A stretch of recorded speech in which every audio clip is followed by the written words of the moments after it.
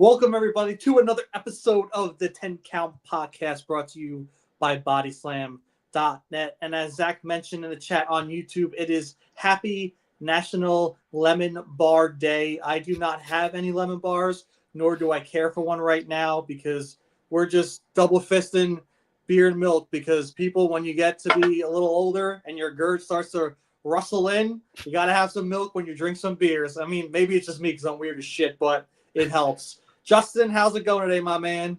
It's going. It's a day. We had a great weekend of professional wrestling. We will dive into it. We had Bound for Glory. We had Crown Jewel. We had a crazy ending to Monday Night Raw, which I'm sure we'll discuss. NXT was great. We got to see Matt Cardona wrestle in a WWE ring for the first time in God knows how long. But yeah, we'll dive into it. I know you're going through a move, and you're expecting within a week and a half. So I mean, your life's got to be way crazier than mine right now. Yeah, like you said, there is a lot to unpack in wrestling and in my home. So if anyone wants to come help unpack and go through some shit, let me know. I could use the help. But yeah, I really want to go into, because the weekend, as you mentioned, was phenomenal. You know, starting off Saturday morning, 8 a.m. Crown Jewel was, I think, more than I expected. It was a lot of fun. Matches were great. But I kind of want to start with Bound for Glory because they set a new attendance record, and their PLEs or pay-per-views, whatever they call them, are really just starting to rear up. Like I expect a lot from TNA, from when they do their premium live events, because we got to see, the Hardys versus the Dudleys, and in a fashion where, it was a passing of the guard, like you're the better team kind of moment. We also got to see, which I want to dive into first, is two of the youngest stars in wrestling today go head to head in what was one of the best matches, but also one of the worst endings ever. I mean, I don't know how you felt, Justin, but for me, the stops and the moments they had in that match, the extended time for that match just for the ending like that, man, I was a bit disappointed.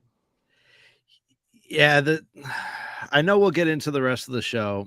The show, for me, I don't know, man. There is some poor booking decisions on my end. I just, there's some things that did not hit.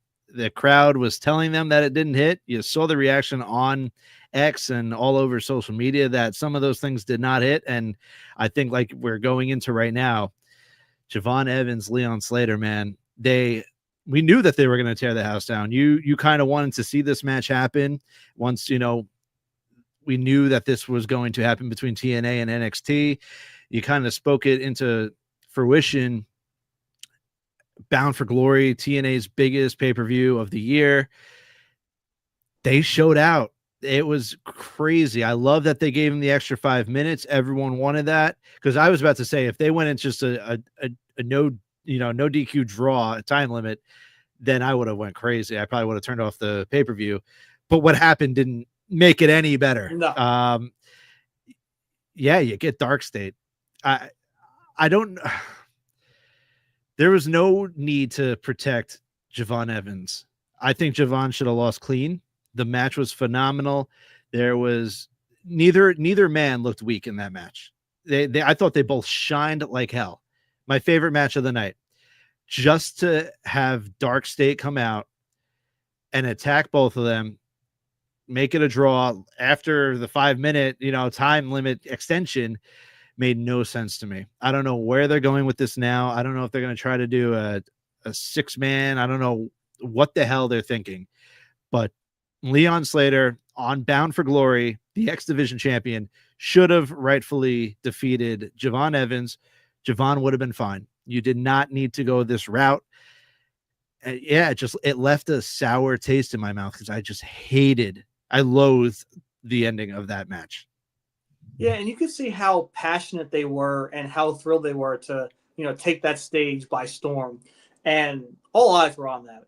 I love the moment where they were going to get into that chop fest, and you get the cutter by Javon Evans, and then the bouncy cutter, and like what a sick moment. Like the false finishes too. Just those two. This could have been like the start of an awesome rivalry, and it is.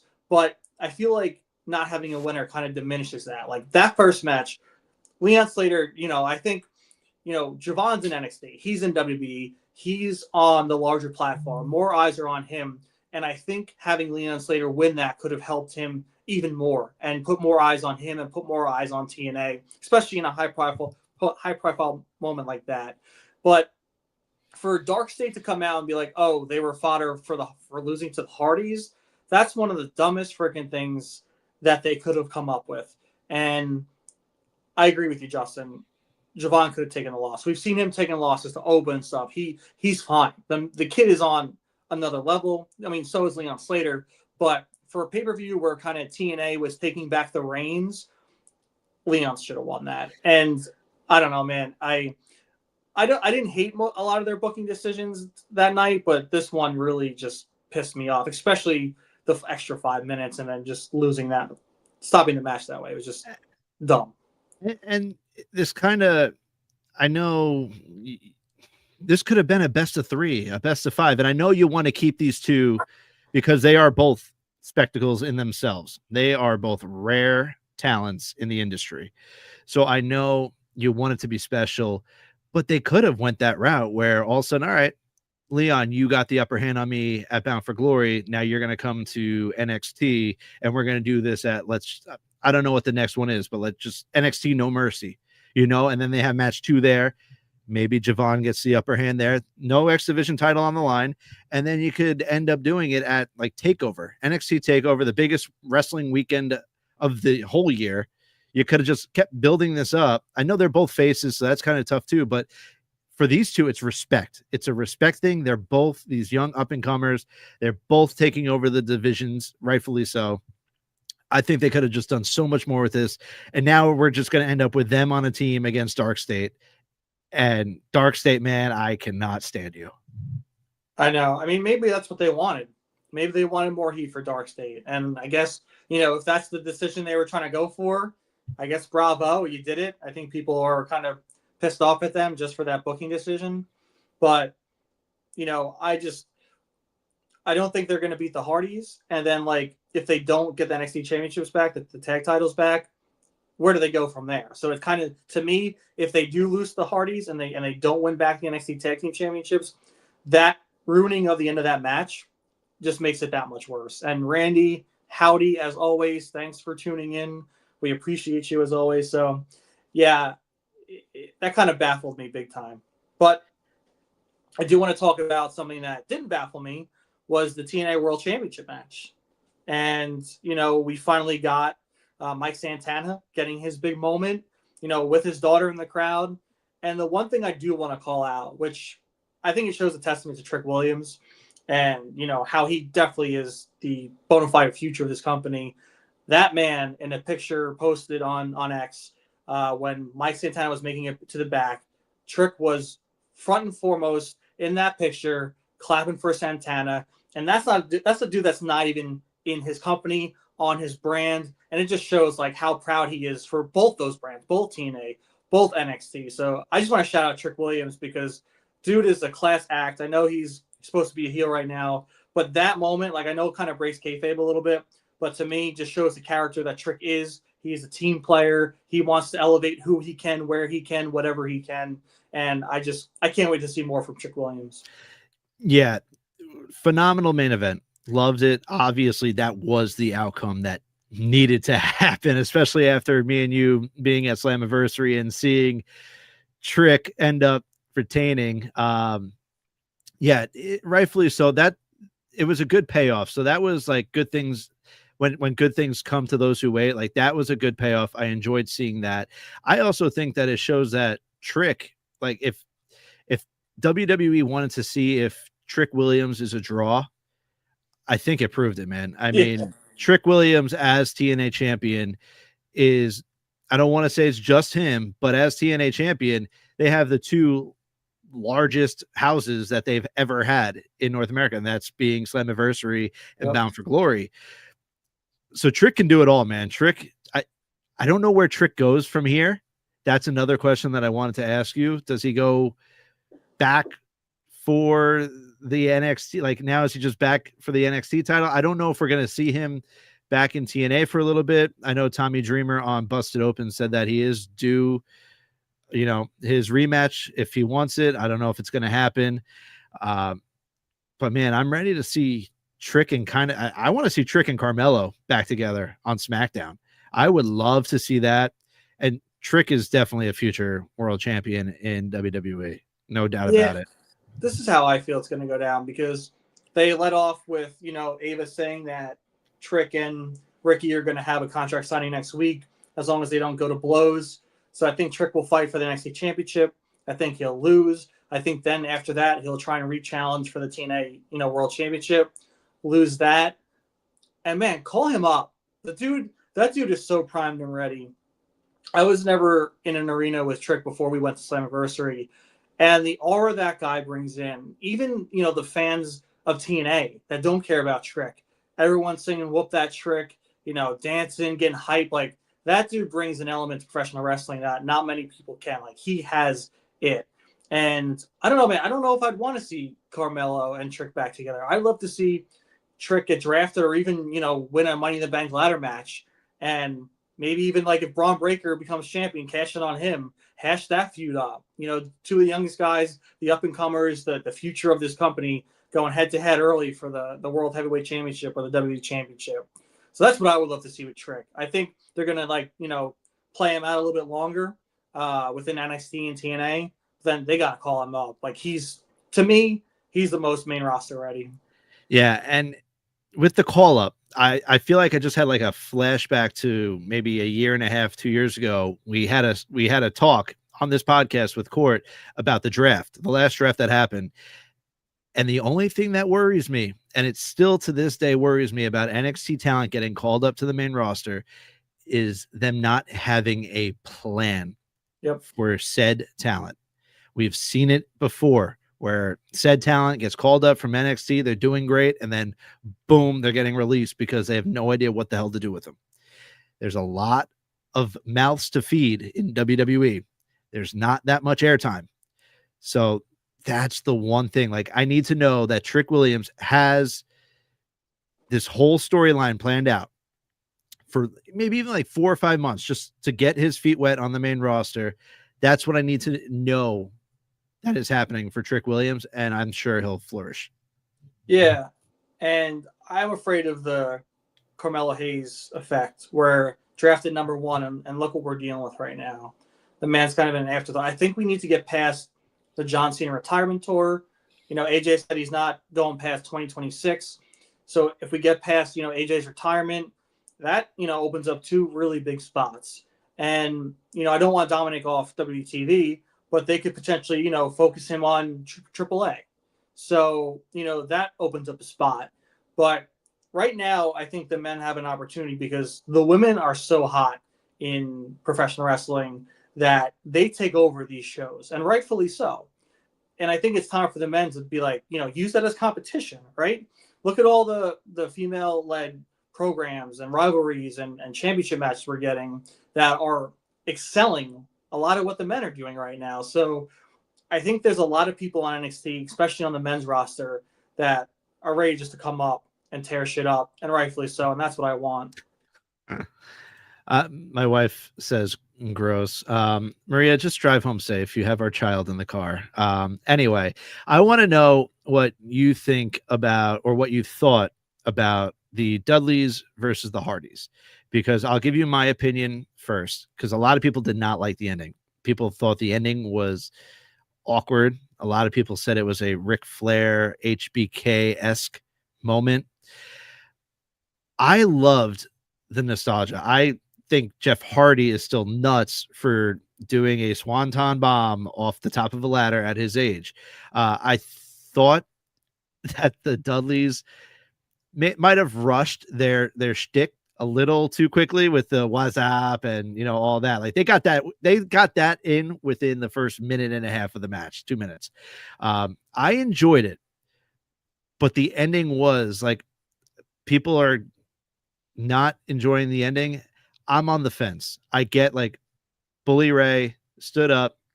He knew what his fate was, but it was just, in a way, just kind of awkward. I want to know what you thought about the ending and the match in general. Yeah, I kind of like, obviously, like you said, nostalgia factor obviously has me hyped, but I think those are two teams. Obviously the Dudleys are on their way out, right? They gave the Hardys their boots at the end, but the Hardys are right there too. And that swanton that Jeff did, Jeff pretty much missed Devon for the most part and went through a ladder by himself, table by himself. I think they're older. They're trying to fill the gimmicks that they were so rightfully owned and championed back in the day, and it's tough. I think it's harder for them on their bodies and stuff. I think, was it awkward? Sure, but I didn't hate it because at the end of the day, it was a nod to the Hardys. It was a nod to you guys are the better team. You guys are the ones that really held together the 90s 2000s tag team wrestling scene. You guys were that team, and this is our thanks to you guys. For me, that's how I took it. And I don't know, it's hard because who knows if the Dudleys are actually done. It seems like they are. Bubba's doing a lot of things for WWE, so maybe he doesn't care about getting in the ring anymore. I think Devon's pretty much done. He probably just was like, yeah, I'll do one more match. But I can't hate on it. To me, the Hardys are super hot right now. They have like 3-4 tag championships they're holding right now. They're on top of their game, even though they're getting older and a little more rustier. But they're on top. They're the champs, multiple brand champs, and why not give the nod to them at the end of that match. So yeah, I didn't hate it that much. And then, like you just mentioned, with the Dudleys retiring, we obviously saw both of them take their boots off, hand them to the Hardys. Devon, I knew. So that's why I kind of knew what the outcome was going to be. So I just wanted to sit there and enjoy this match and just enjoy the nostalgia aspect of the match. So Devon, we knew like this was it for him. Bully, I'm kind of shocked. So people are speculating that this was the Dudley boys retiring and that we still may see Bully Ray in a ring, but after him losing the Crown Jewel HOG Crown Jewel Championship to Zilla in like 20 seconds, and then 3 weeks later he loses this match, people are saying that Bully might be hanging him up too. I mean, he has Busted Open. He does a phenomenal job of Busted Open radio, and like you said, LFG, he's still in ties with WWE, so maybe he is just done. But I don't know. I thought maybe his last match would have possibly been in WWE, but he's also very, very well known for his time and his run in TNA. I think there's still a chance. I think you mentioned it too. Like, there could be the Bully Ray aspect of it, but who knows? I mean, I'm not gonna fault the guy, if it is at the the Dudley send off and not his send off, because he is very actively still in this world, and he'll probably want to get in another match or two just being around it. So Would I be mad at him if he did? No. I mean, again, I'll take it like you did, right? That's the Dudleys signing off, but maybe Bully Ray still has a little bit left in the tank.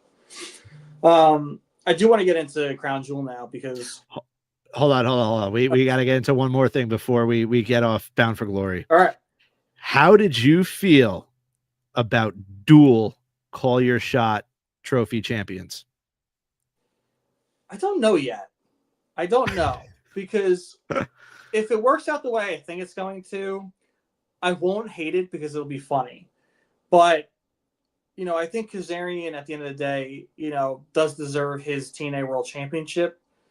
And, we had Ziggler, tease it to cash in to get beat up by Elijah. But what I think is going to happen, and if it does happen this way, I don't hate it. I won't hate it. Say if Kazarian cashes in and wins, and then Dolph then cashes in on him and wins it right off of him. I think that sets it up for a great feud between the two of them. And especially, I think Kazarian should come out on top at that point because he deserves his TNA World Championship. He's been a TNA lifer, and he's put his, blood, sweat, and tears into that TNA ring to help keep it, afloat to a point where we have it now where they're setting records, where they're, partnership with NXT and WWE. So if it happens in that way, I'm all for it. But if it doesn't, it's pointless. It's kind of stupid to have a I forget the name of it, but the co-award thing. Call Your Shot champions. Yeah, I'm with you. I thought it fell flat, and it definitely fell flat for the crowd. The crowd was not happy. Yeah. And you could see that clearly you need the trophy in hand to give it to the referee. So that's kind of what screwed over Frankie. So it's going to, I guess they're going to play this out for a few weeks. Like, all right, here, you can take it this week. It's like a, co-parenting in a way, and the baby is the trophy. I'll let it play out. Like you said, if it plays out the way that you just called, I'll be okay with it. But there was a lot of fallback on that booking decision. So I just, before we moved on, I wanted to know what you thought about that. Yeah, it just depends on how they go about it, because TNA of past would continue to butcher what they just did. But I think we're seeing a TNA that's, I'm not going to say making smarter booking decisions because of based off reactions of this past pay-per-view with Bound for Glory, but I think they are making better booking decisions. I think they are taking better steps with their brand, with their programming, with their storylines. So if they continue to push and learn from their mistakes, I think it'll be fine. Yeah, I'm cool with it. And now I've said my piece on Bound for Glory, so let's get into Crown Jewel. Bro, we got to talk about John Cena, AJ Styles, because I feel like I say it every time John Cena is back on TV nowadays, post SummerSlam. This is what should have been happening since day one of the retirement tour. This match was epic. The amount of different nods to different characters, the Bray Wyatt nod with the Fireflies, the crowd was on point for that. Shout out to the Perth crowd. They were awesome. And shout out to AJ coming out in the TNA garb, all that stuff is so cool. And it just makes me, it makes me happy that this happened and AJ was able to have that match with John in a crowd that was going crazy, that they were able to, pull finishers from their respective past with, AJ with his, the Cohina clutch, the one winged angel or whatever what is, and then John Cena just pulling out the chokeslam, the tombstone, the almost 619. Yeah, the almost 619. Yeah, it's just to me, I am so happy that we're getting that. But to me, this is how that run should have been the entire time. It should have been these nods. It should have been these high-profile matches where it was fun because, kind of cuffing Cena as a heel at that point didn't allow him to have the fun, especially with that gimmick of, I'm going to ruin wrestling. And that just ruined his retirement tour. Not only did he ruin wrestling, he ruined his retirement tour. And granted, he got his 17th championship, but I think that could have been done in a better way. I think if he would have won Money in the Bank and cashed it in, won it for a month, and then lost it, I think that would have been perfectly fine. But here we are. We can't dwell too much in the past, but I think that was a service, for everyone, the fans, the people they've wrestled in the past. They're both on their way out. John Cena's retiring earlier than AJ. AJ is retiring next year.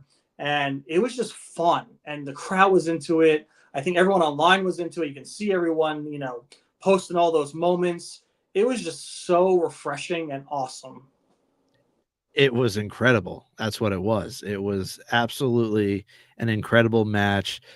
It was a perfect homage just to even professional wrestling in itself. There were so many people coming out of the woodworks saying that that was the perfect match. And you're right. It's unfortunate that the John Cena, as cool as it was in the beginning, the John Cena heel turn, as shocking as it was, as much as we wanted to see it, it really took a turn when the whole Travis Scott fallout happened. We don't get The Rock ever again. So, I mean, it sucks. It does suck. It was cool, but you're right. If this is what we were going to get the whole time, we wasted quite a few months of this, and that sucks. I want to give a shout out to Sam Roberts. I was listening to his podcast, and he said that this match was, like I said, the perfect homage to just wrestling in general. And another match that doesn't get enough credit for it because it was during the COVID time was Edge and Randy Orton, quoted as the greatest wrestling match ever. And it was kind of this, it was the same thing, but the crowd wasn't there. They couldn't feed off the crowd. They couldn't hear 619 and all of a sudden just call a spot where they're going to tease the 619. So I actually went back and I watched that match between Edge and Randy Orton, and it was a fantastic match. And I remember actually kind of hating the name. That you can go back into our archives. I hated the name, despised the name. I was like, this is stupid. There's no title on the line. It is what it is. But yeah, man, it just kind of sucks that this is now, we have 4 appearances left. Yeah, 4 appearances left by John Cena. I know the tickets, the pre-sale for his final match went absolutely absurd today. That's all I saw on Twitter, or X, should I say. But I also wanted to throw out there, I know it's probably not going to happen, but if you look at John Cena's Instagram, the last picture he posted was Matt Cardona in an NXT ring, kind of showing, respect to Matt Cardona. That's a match that I want to see. The history that Matt Cardona and John Cena have together, I want to see it so badly. Matt Cardona deserves it. Cena deserves it. I think a lot of people secretly want that match, but will it happen in the last 4 appearances? I don't know. But yeah, if we can make it happen, if the internet can make it happen, I want to see Cardona versus John Cena one last time. Yeah, it'd be cool. Especially John Cena still his girl. Yeah, I respect, bro. Yeah. So, I mean, they're due. I gave a chuckle because I saw David Otunga say on someone's podcast that Cena can't retire until he deals with the Nexus, which everyone's trying to get a piece of the John Cena retirement tour money. But, hey, I'd be for it. Wade's still there. Otunga's, wants it. That was a moment in time where I really liked that storyline. I think they kind of butchered it a little bit by having Cena and that Survivor Series team go over. But yeah, there's a lot of things I want to see with only 4 dates left. And that's what kind of bums me out. I think Cena should have won the Intercontinental Championship before he retired because it's the only championship that eluded him, and make him like a full Grand Slam champion. And I don't think we're going to get that happen because what? Is he going to win it one week and then lose it the next again? And not to diminish John, but Dom's holding that title down, man. Like I don't know if he could take that championship off him right now, especially, being the mega champion for AAA and then also, being an Intercontinental champion in WWE. Like he's bringing eyes to a lot of products, especially as a double champion. So I don't know if that would work right now. I would have loved to see that as like a detour in the beginning of his retirement tour. But what do we get next? Like the thing that kind of piqued in my brain was I was like, that match against Brock, he got destroyed and then comes back and does that with AJ. To me, like, what a waste.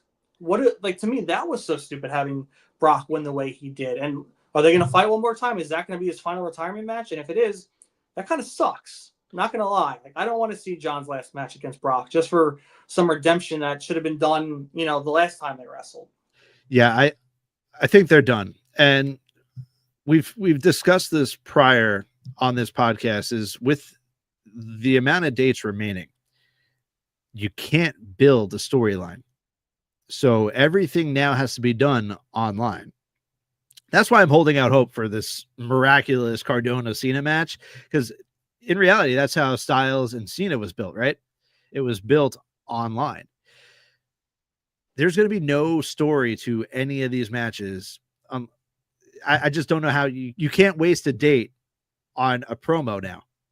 So I feel like the last 4 appearances have to all be matches. So sure, there are the rumors that Survivor Series we might see Dom and Cena for the IC title. Could make sense. At that point, sure, I would love to see Cena win. But then Cena just has to, his next match has to be for the IC title. Or does he lose the IC title as his final match to, I'm hoping, still Drew McIntyre? I don't know. So here I was thinking maybe we get Cena at War Games. I don't know. It could be the reality that we get Dom and Cena for the IC title, and he becomes that Grand Slam champion. Yeah. Well, let's get into kind of like War Games, and what match we're kind of alluding to is the fact that we thought we were probably going to get the Vision versus like an epic team of Roman, Cody, Cena. Obviously Monday Night Raw happened. Rollins was saying at the beginning of the night that he didn't need anyone, and then he got speared by Braun Breaker and he got tsunami. And now the Vision is now in shambles without a Seth Rollins. Assuming that's going to happen, right? Because why would they turn on him? But maybe that opens Cena to now go for that IC title. But I hate it, because if his last match isn't going to be for the IC championship, that means he's going to lose his last 2 matches. So you would have to make sure that he retains the next match and then loses it on his last match. So if that were to happen, sure, like I'm fine with it. But I would hate for Cena just to win the championship, just to like lose it the next time. And I think that would be pointless. I think, great, he won it, but now he lost it. What a waste of dates, in my opinion, at that point. Could you see, speaking of like your Cardona Vision, he has 4 dates left in WWE. Can he sneak in a date with TNA that doesn't count? Maybe wrestle his first ever match on TNA soil, maybe against the Matt Cardona. I don't know, because all right, so this is the bugaboo about Matt Cardona, and I love him. The guy is a grinder. He's a workhorse. On NXT, obviously he had to come out with the TNA nameplate by his name on his entrance, but I don't think he's under TNA contract. So that's the whole bugaboo about it. Like he's not employed by TNA as far as I'm concerned. I don't know. But I can now see now you and I are just kind of fantasy booking. I could see Survivor Series, Cena Dom, Cena winning, Cena becoming Grand Slam champion. What is a title that Matt Cardona, aka Zack Ryder, loved holding? The Intercontinental Championship. I could totally see at that point then Cardona versus Cena. Cena defends it. Cena retains. Now you have 2 dates left. And I don't know. You could fit. Joe Hendry still wants a match between Cena and him. I don't know if you do all of a sudden Joe Hendry versus Cena, and then you finish off with Drew and Cena, because then at least you have 2 title defenses for Cena. So next match, win the IC title, defense, and then you lose it to Drew at your last match. I can totally see that happening. I 1000% think Cena is losing his last match. I think he is going out on his back. And I think he knows that's how it's supposed to happen, and that's the right way to do it. But yeah, if all of a sudden it's Dom, Cardona somehow, Hendry somehow, don't you think a few people in WWE are going to be pissed off about that? Probably. If we listen to the Perth crowd, we all know who they want to be one of John Cena's matches. On this day, that to me, like if Drew McIntyre, Mike, I guess I have a question for you. If it's not Drew McIntyre, who should be his last match? Because to me, I'd give fucking AEW whatever money they wanted to get Edge for one last night, because to me that would be the perfect, completion of Cena's story, because that feud in 2005, 2006 between Edge and Cena put Cena really on the map, and also Edge. To me, that would be the biggest fan service of all time. I mean, you said it, but is it going to happen? Absolutely not. So I low key hate, like, I know why AEW did the whole thing with Adam Copeland talking to Chris and saying, I got to go home. Clearly, Beth Phoenix got destroyed by FTR. He's going to film a show.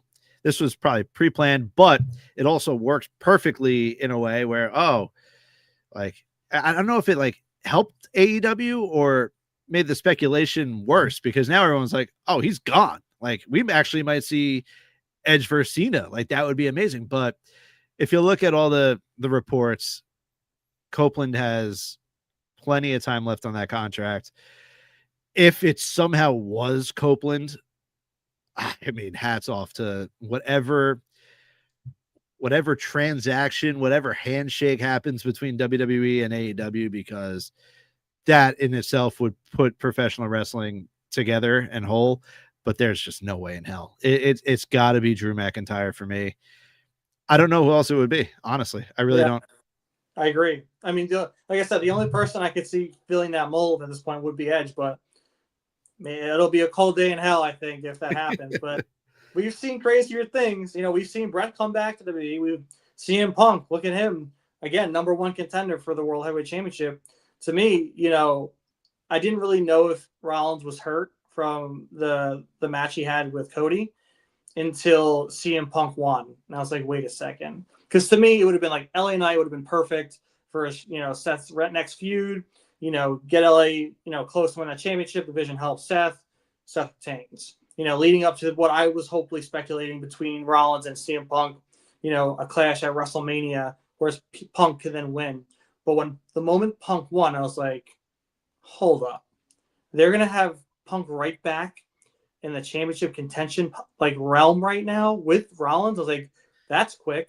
So seeing that betrayal unfold, do you think Punk's going to win the World Heavyweight Championship? Because I think it's going to happen. Yeah, I don't know. I do think Seth is hurt this time. It's tough for people to believe, obviously, because of the shtick that he pulled with his knee and going into SummerSlam. But I mean, that landing on that diving headbutt or whatever you want to call it, it was bad. And you can see that he instantly tensed up with his shoulder. You saw the photos of him in Perth with the sling on. He was wearing the baggy clothes on Raw, wondering what happened there. And the turn of the Vision was supposed to happen, but it was not planned for Monday Night Raw in Perth. That is for damn sure. They pushed it forward. Now,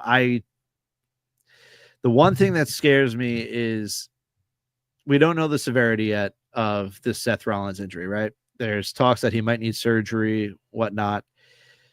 You had Roman tell the Usos, I don't want to see y'all till Christmas.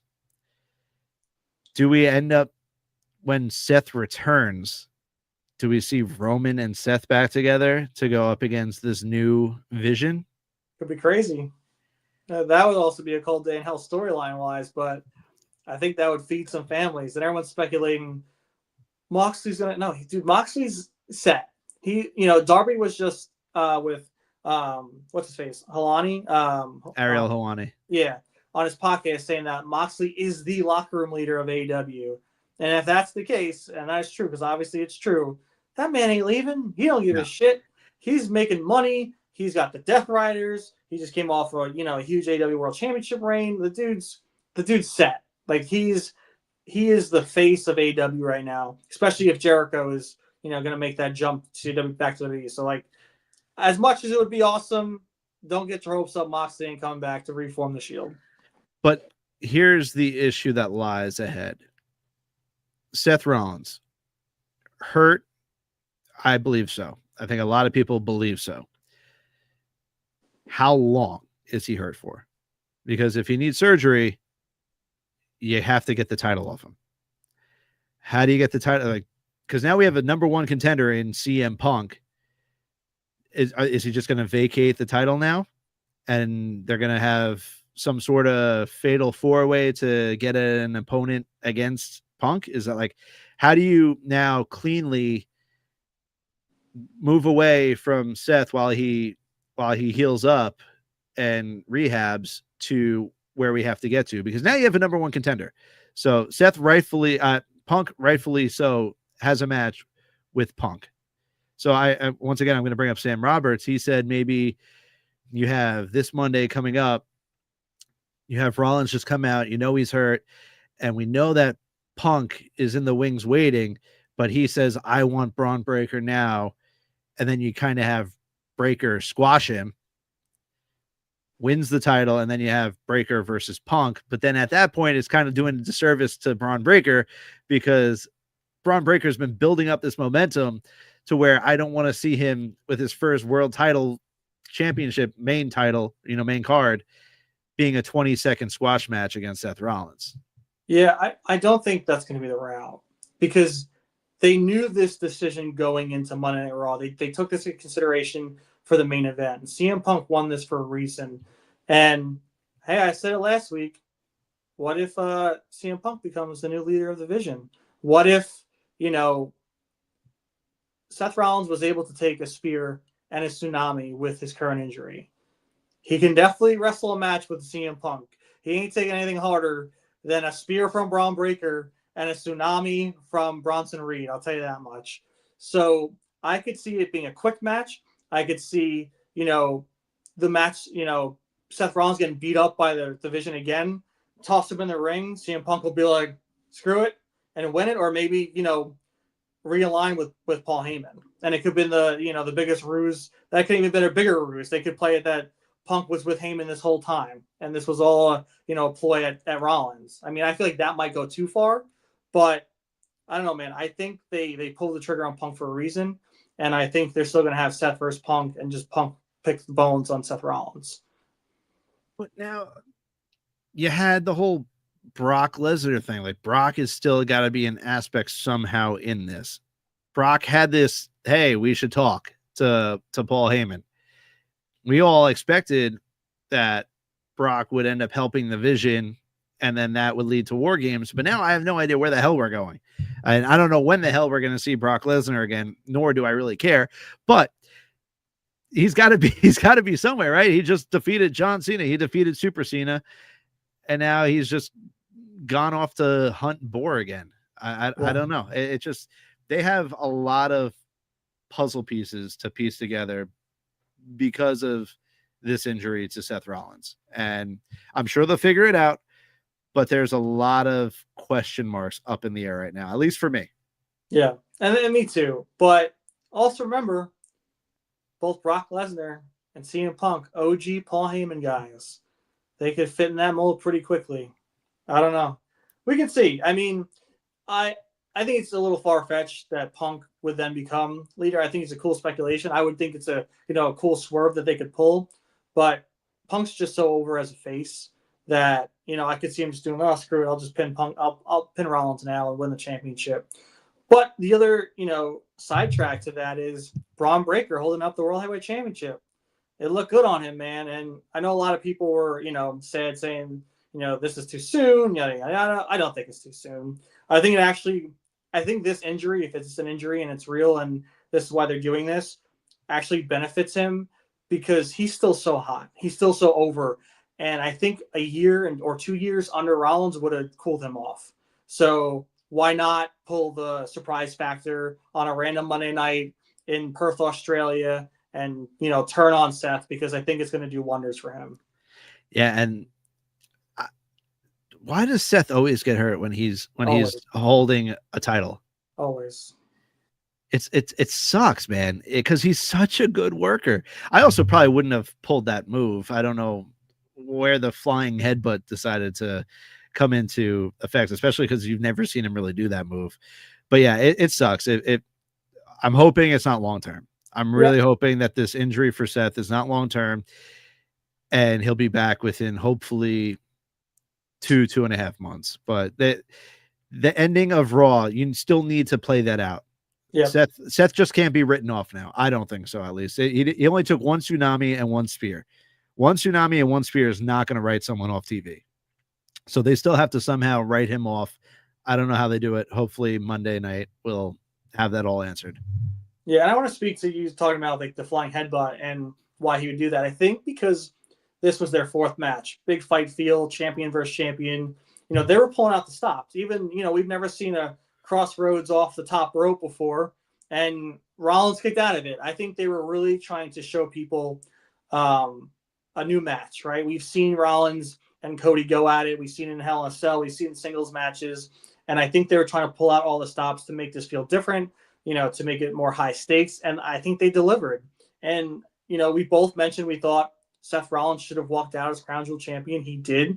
He deserved it. You know, at least he won. If he's injured and has to leave for a bit, at least he won the Crown Jewel championship and got his win over Cody, because the man deserved it. I mean, he's been carrying this freaking company on his back for years and years to come. And I know people like to shit on Seth, but, you know, he's really put the work in all these years. He's been relevant all these years. He you know, he changes his gimmick just here and there to be able to, you know, change it just enough to be relevant and stay in that top picture. So if Seth, if you're hurt, I hope you get well soon. I hope it's a, you know, quick recovery, and we know you'll be back at that main event scene and the championship scene sooner rather than later. And with that said, we are going to bring this podcast to a close. So let's ring that bell, because this podcast episode is over. Thank you all for joining us tonight. Ty, I hope by next week you're all kind of situated. I know you have a lot of things coming up for you, brother. I'm excited for you and your wife. Once again, thank you all. We will be back hopefully on Sunday. I can't even put a definite on Sundays anymore, just because of there's a lot going on in life. But we do want to get back to the quick count. So hopefully we will be back Sunday. Until then, enjoy SmackDown. I don't think we have a PLE or anything crazy coming up this weekend. So enjoy SmackDown, enjoy Impact, and enjoy life. Until next time, it is Ty, it is myself, Justin, and we will see you guys all on the next one. Peace. Oh, thank you. Oh, thank you. Oh, thank you.